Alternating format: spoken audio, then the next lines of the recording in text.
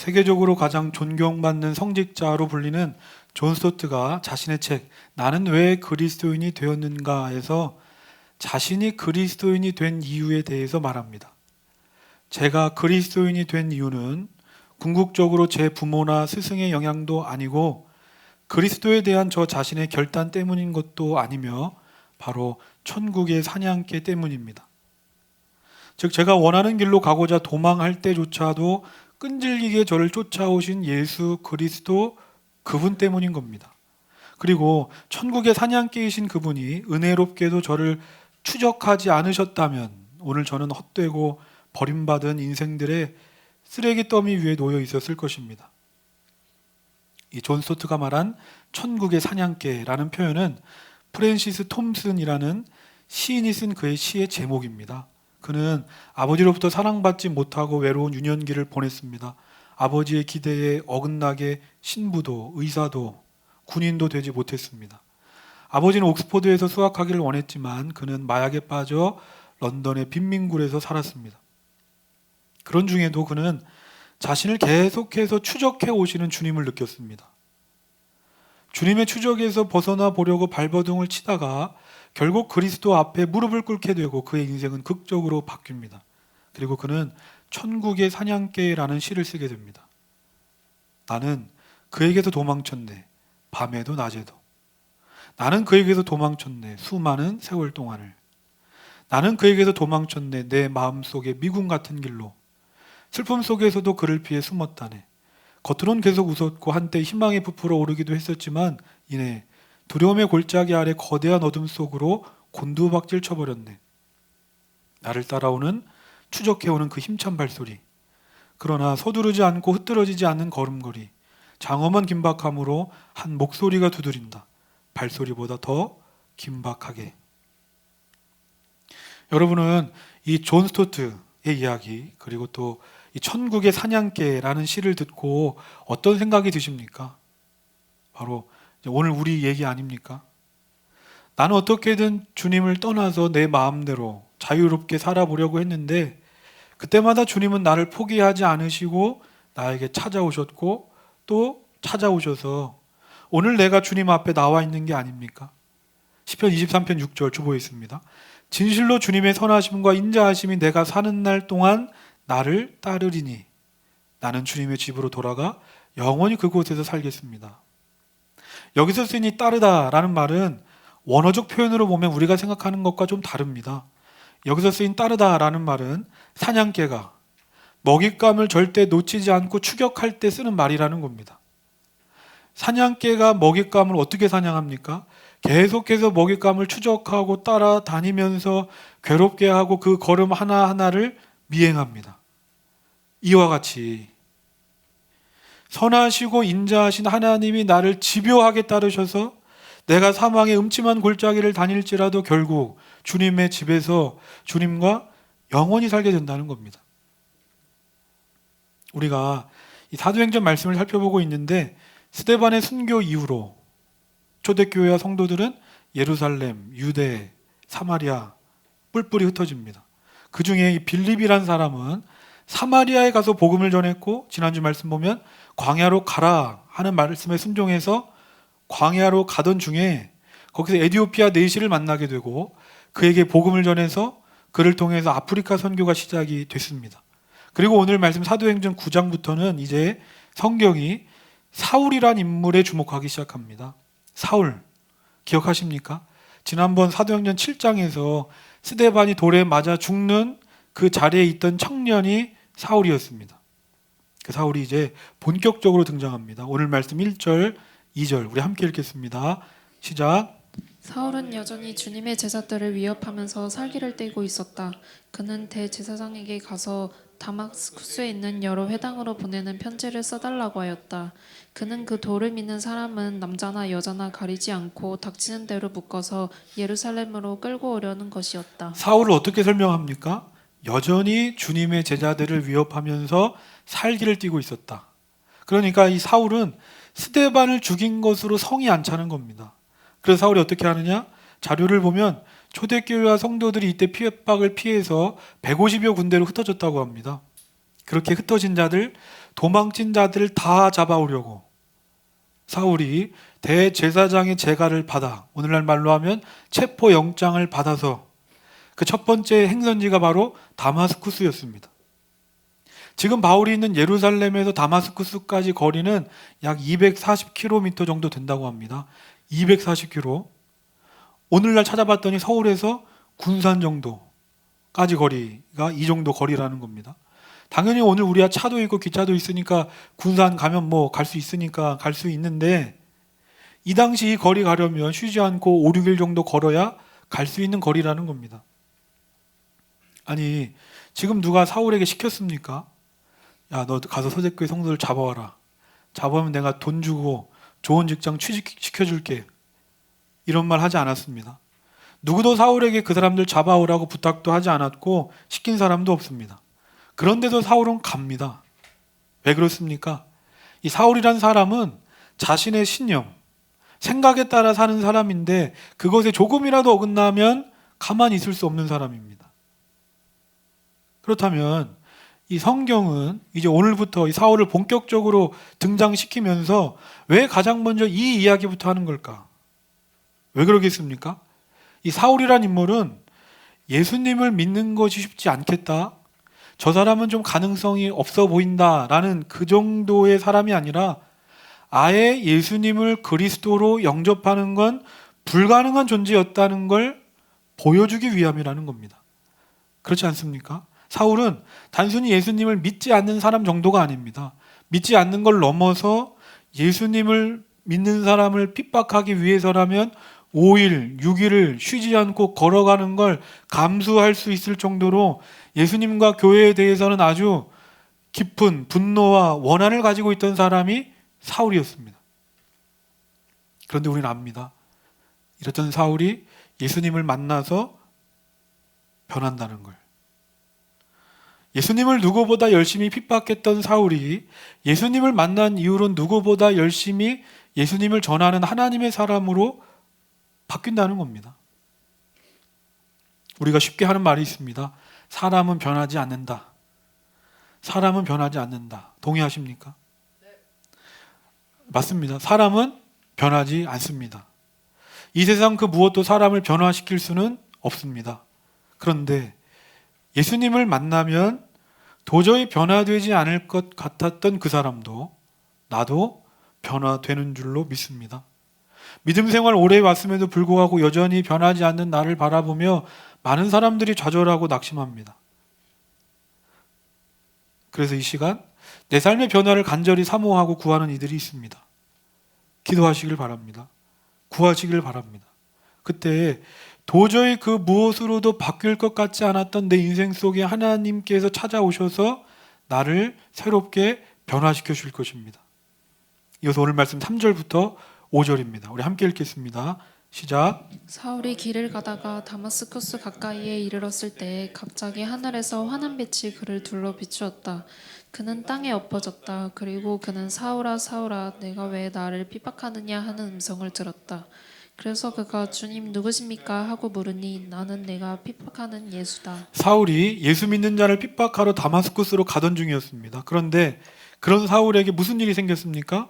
갑자기 호련히 하늘에서 강력한 빛이 사울에게 임했습니다. 그 빛이 얼마나 강했는지 사울은 그대로 땅에 엎드려졌습니다. 그리고 그 순간 하늘로부터 놀라운 음성이 들려오기 시작합니다. 사울아, 사울아, 네가 왜 나를 핍박하느냐? 우리는 여기서 주목해야 되는 게 있습니다. 그러면 왜 주님께서는 사울에게 빛으로 찾아오셨을까?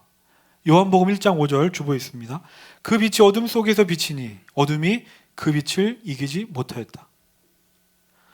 사울이라는 사람이 본래 어떤 사람입니까? 당대 최고의 학파로 불리는 가말리엘 학파에서 공부한 엘리트, 그리고 율법으론 바리새인으로 흠이 없는 사람, 게다가 로마 시민권을 가진 사람.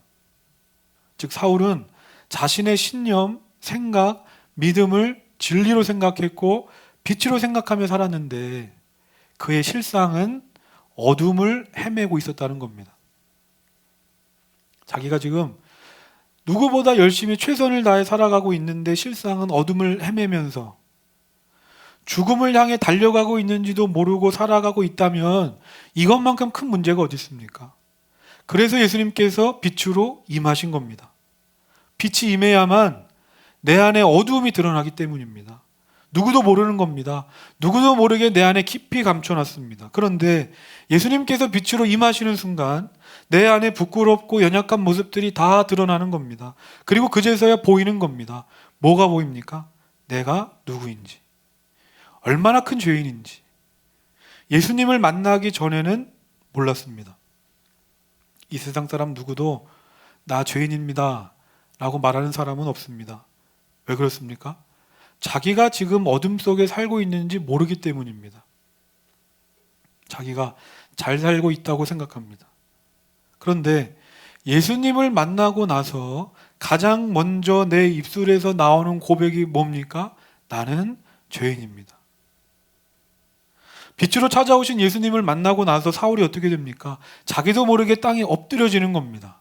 땅에 엎드려진다. 엎드림. 이게 성경이 말하는 예배입니다. 누가 자신의 얼굴을 땅에 대고 엎드릴 수 있습니까?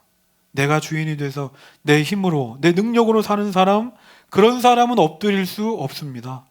누가 엎드릴 수 있습니까? 내가 죽은 사람.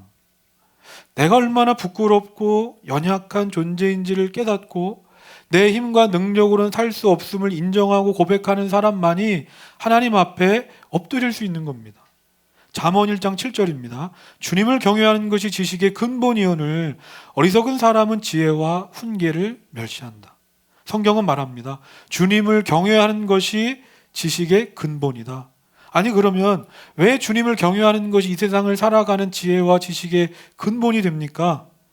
그것은 내가 하나님을 제대로 알게 될 때, 내가 정말 하나님을 만났을 때 비로소 그때서야 내가 누구인지를 알게 되기 때문입니다. 내가 누구인지 아는 것. 나로서는 안 되는 걸 아는 사람만이 나보다 더 하나님을 바라보고 나보다 더 하나님을 의지하게 되기 때문에, 다시 말해서 내가 누구인지를 정확하게 알아야 내 힘으로 살아서는 안 되고 하나님의 힘으로 살아야 한다는 걸 알게 되기 때문에 하나님을 경외하는 것이 지식이라는 겁니다. 반대로 교만한 사람이 있습니다. 교만이란 말은 라틴어로 스페르비아라는 말로 높이 든다는 뜻입니다. 쉽게 말해서 교만한 사람은 하나님이 계셔야 할 자리에 내가 올라가 있는 겁니다. 그러니까 어떻게 됩니까? 하나님이 계셔야 할 자리에 나를 두니까 이런 사람이 어떻게 나보다 더 하나님을 바라보고 어떻게 나보다 더 하나님을 의지하겠습니까? 이처럼 평생을 살면서 수없이 많은 예배를 드렸어도 내 삶에 변화가 없는 건 예배 드린다고 하면서도 엎드림이 없기 때문입니다. 엎드리기는커녕 오히려 내가 더 하나님보다 높은 자리에 오르려고 하기 때문에 내 삶에 아무런 변화가 없는 것이 아닐까. 저는 말하기를 우리의 예배가, 내가 드리는 예배가 엎드림의 예배가 되기를 소망합니다. 매 주일 예배를 통해서 내가 깨어지는 겁니다. 그리고 내가 죽는 겁니다. 내가 깨어지고 내가 죽는 것을 두려워하지 않으시길 바랍니다. 왜냐하면 그래야만이 내가 하나님을 바라보고 하나님을 의지하게 되기 때문입니다.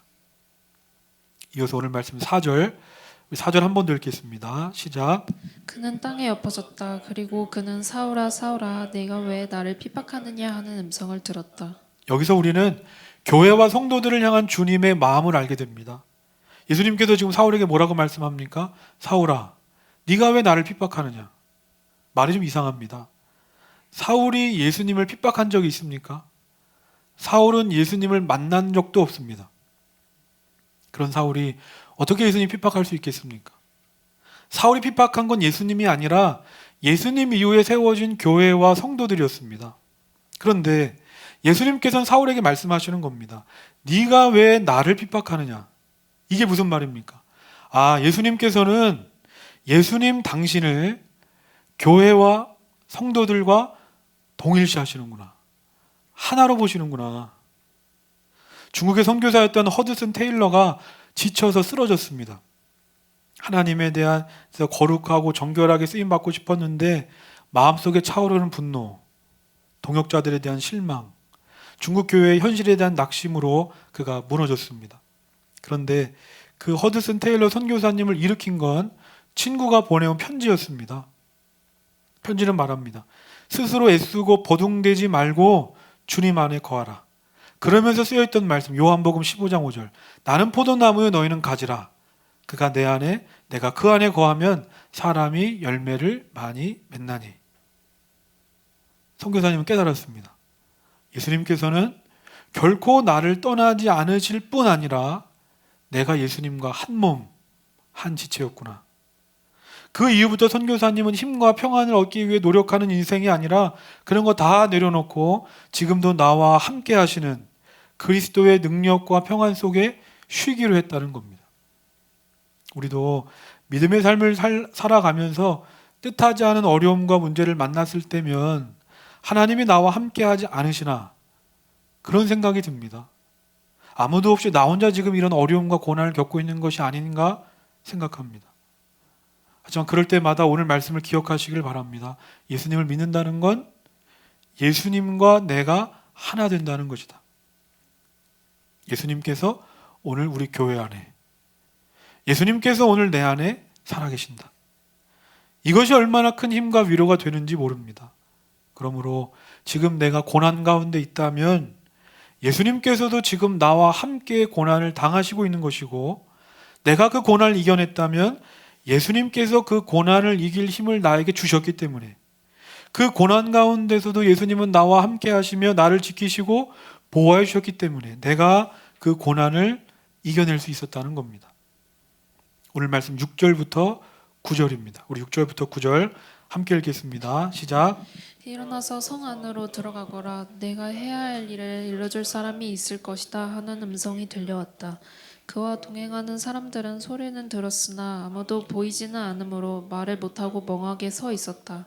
사울은 땅에서 일어나서 눈을 떴으나 아무것도 볼 수가 없었다. 그래서 사람들이 그의 손을 끌고 다마스쿠스로 데리고 갔다. 그는 사흘 동안 앞을 보지 못하는 상태에서 먹지도 않고 마시지도 않았다. 사울에게 임한 빛이 얼마나 강했는지 그 빛을 본 순간 사울의 눈이 어두워져 버렸습니다. 아마 강력한 순간의 빛으로 그의 시신경에 마비가 온 게 아닐까. 그래서 8절 보면 사울이 어떻게 됩니까? 주변 사람들의 손에 이끌려서 다마스쿠스로 갑니다. 조금 전까지만 해도 사울 어떤 사람이었습니까? 자기 생각대로, 자기 주장대로, 옳은 대로 자신은 무엇이든지 할 수 있다고, 자신이 정답이고 진리라고 의기양양하게 달려가던 사람이었습니다. 그런데 그런 사울이 한순간에 무너졌습니다. 이제는 다른 사람의 도움이 없으면 한 치 앞도 가지 못하는 인생이 됐습니다. 한번 이때 사울의 마음을 상상해 보시기를 바랍니다. 어땠을까? 한순간에 눈이 이게 어두워져 버렸으니 우린 상상도 할 수 없습니다. 어찌나 사울이 이때 큰 충격을 받았는지 9절 보면 그 눈이 안 보이는 채로 3일이 지났는데 그 3일 동안 먹지도 않고 마시지도 않았습니다. 3일 동안. 그렇다면 왜 하나님께서는 사울에게 자기 힘으로는 아무것도 할 수 없는 이 3일의 시간을 주셨을까? 저는 이 3일의 시간을 보면서 구약의 선지자 요나가 생각이 났습니다. 요나가 어떤 사람입니까? 하나님께서 요나에게 너는 니느웨로 가라 하셨는데 요나는 그 말씀에 순종하지 않고 니느웨 정반대 다시스로 가는 배를 탑니다. 그러자 하나님께서는 그 요나를 물고기 밥이 되게 하셔서 물고기 뱃속으로 들어가게 하시고 거기서 요나는 자기 힘으로 아무것도 할 수 없는 3일의 시간을 보냅니다. 그리고 나서 요나가 어떻게 됩니까? 자기 힘 다 빼고 자기 생각 다 내려놓고 그제서야 하나님께서 말씀하신 니느웨로 가서 하나님의 사람으로 쓰임받게 됩니다. 마찬가지입니다. 하나님께서 이 사울에게 3일의 시간을 주신 이유는 뭘까? 3일의 시간을 통해서 하나님께서 쓰실 만한 사람으로 사울을 변화시키시기 위함이었다는 겁니다. 그렇다면 하나님께서 쓰시는 사람은 어떤 사람인가? 자격이 되고 조건이 되고 능력이 뛰어난 사람이 아닙니다. 하나님께서 쓰시는 사람은 이전에 자기가 자랑하던, 자기가 의지하던 모든 것을 해로 여기고 오직 하나님만 바라보고 하나님만 의지하는 사람을 하나님은 찾으시고 하나님은 그런 사람을 통해서 하나님의 일을 이루어 가신다는 겁니다. 저도 개척하고 1년이 넘는 시간이 지났는데 돌이켜보니까 이 시간들이 바로 하나님이 나에게 주신 3일의 시간이지 않을까 생각합니다. 3일의 시간. 인간적인 마음으로는 이 시간이 사울처럼 3일에 끝났으면 좋았을 텐데 제가 하나님께 쓰임받는 데는 그렇게 변화되는 데는 3일의 시간으로는 안 되는 겁니다. 개척하고 오늘 1년의 시간을 통해서 내 힘으로, 내 생각으로, 내 경험으로 하려는 모든 것들을 완전하게 내려놓게 하시고 눈이 멀어서 다른 사람의 도움을 받지 않으면 아무것도 할 수 없었던 사울처럼 하나님께서 오늘 내 눈을 가리셔서 나로 하여금 하나님 붙잡지 않으면 하나님께 인도함 받지 않으면 아무것도 할 수 없는 존재로 나를 변화시켜가는 시간이지 않았을까. 마지막으로 오늘 말씀 6절입니다. 일어나서 성 안으로 들어가거라. 네가 해야 할 일을 알려줄 사람이 있을 것이다 하는 음성이 들려왔다. 하나님께서 사울에게 말씀합니다. 다마스쿠스로 가라. 그러면 너를 기다리는 한 사람이 있을 것이다. 이게 무슨 말입니까? 사울은 자기 생각으로 자기 계획으로 여기까지 온 줄 알았는데 이 모든 것이 다 하나님의 준비하심이고 하나님의 계획하심이었다는 겁니다. 하나님께서 사울을 그냥 부르신 겁니까? 하나님께서 오늘 우리를 그냥 부르신 겁니까? 아닙니다. 하나님께서는 우리를 향한 철저한 준비하심과 철저한 계획하심으로 우리를 부르셨습니다. 사울이 하나님을 찾았습니까? 아닙니다. 하나님께서 사울을 불러주셨고 하나님께서 사울에게 찾아오셨습니다. 우리가 한 것은 아무것도 없습니다. 모든 것이 하나님의 은혜입니다. 사울을 변화시킨 하나님께서 오늘 나를 변화시키시지 못하시겠습니까? 사울을 향한 놀라운 계획을 가지고 사울을 찾아오신 하나님께서 오늘 나를 향한 놀라운 계획을 가지고 찾아오십니다. 그 하나님을 만나시길 바랍니다. 하나님을 만남으로 나를 향한 하나님의 그 놀라운 준비하심과 계획하심이 보여지게 될 것이고 이전에는 상상도 할 수 없는 변화된 존재가 돼서 나처럼 어둠을 헤매며 죽어가는 수많은 사람들을 하나님께로 인도하는 하나님의 도구들로 귀하게 쓰임받게 되기를 주님의 이름으로 소망합니다.